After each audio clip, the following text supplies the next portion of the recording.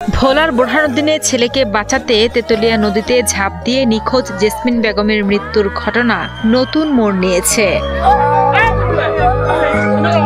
প্রাথমিকভাবে এটিকে মায়ের আত্মত্যাগ হিসেবে দেখা হলেও জেসমিনের পরিবার এটিকে পরিকল্পিত হত্যাকাণ্ড দাবি করে থানায় অভিযোগ দায়ের করেছে। এই ঘটনায় স্থানীয়দের মধ্যেও নানা প্রশ্ন দেখা দিয়েছে।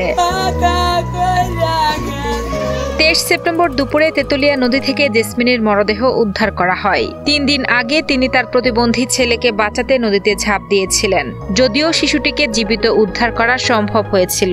সাঁতার জানা মানুষ ছেলেকে বাঁচাতে গিয়ে লাফ দিয়ে স্রোতের মধ্যে পড়ে সে পরে লাফ দিয়ে সে গায়েব হয়ে গেল। আর প্রতিবন্ধী ছেলে ঠিকমতো দাঁড়াইতে পারে না, সাঁতার জানে না, সে কিনা অনেকক্ষণ যাবত নাড়াচাড়া করতেছে আর পাশের থেকে একটা লোক এসে তার হাত ধরে টাইনা তুলছে। এগুলা কি বিশ্বাসযোগ্য কথা?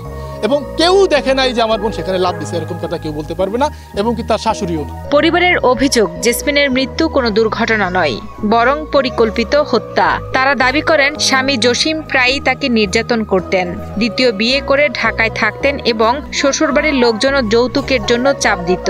ওমান থাকা অবস্থায় আরেকটা মেয়ের সাথে ওনার সম্পর্ক হয়। উনি দেশে আসার আগে আমাদের বাড়িতে কিছু টাকার জন্য গেছে, আমরা টাকা দেইনি। তখন ওনার শ্বশুরে বলছে, যেহেতু আপনারা টাকা দেন না, তাহলে আমার ছেলের আরেকটা বিয়ে করাবো। তো সে মানে উনি যেই কথাটা বলছে উনি সেই কথাটাই করছে, ওনার ছেলের আরেকটা বিয়ে করাইছে। জায়গা বিষয় তো কিছু নিয়ে টুকটাক বাজতো, বাজার পর ফিরাফিরি হয়তো সম্ভবত এরকম হয়েছিল। অন্যদিকে জসিম ও তার পরিবার অভিযোগ অস্বীকার করে জানান, হত্যাকাণ্ড হলে তারা 4 দিন ধরে খোঁজাখুঁজি করতেন না। এসব অভিযোগ সম্পূর্ণ মিথ্যা।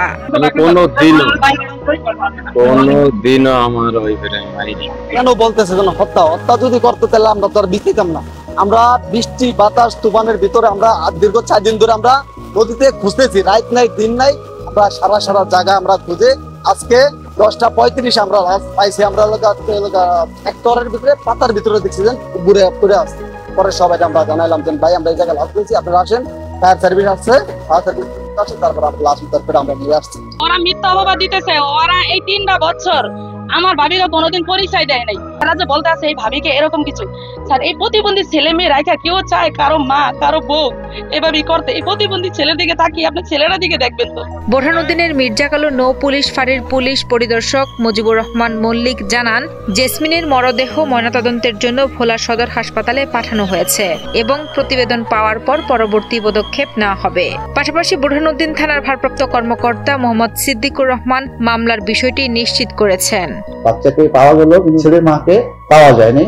এই সংবাদ প্রাপ্তির সাপেক্ষে আমি ফায়ার সার্ভিসকে অবগত করেছি, নৌ পুলিশকে অবগত করেছি, আমার থানা পুলিশকে পাঠাইছি। দেখা যাচ্ছে না, বোঝা যাচ্ছে না, কিছুই কোনো দাগচিহ্ন বোঝা যাচ্ছে না। লাশ মর্গে প্রেরণ করবো, মর্গে প্রেরণ করে ডাক্তারের পরীক্ষা যে রিপোর্ট আসে, রিপোর্ট অনুযায়ী আমরা পরবর্তী কার্যক্রম গ্রহণ করব।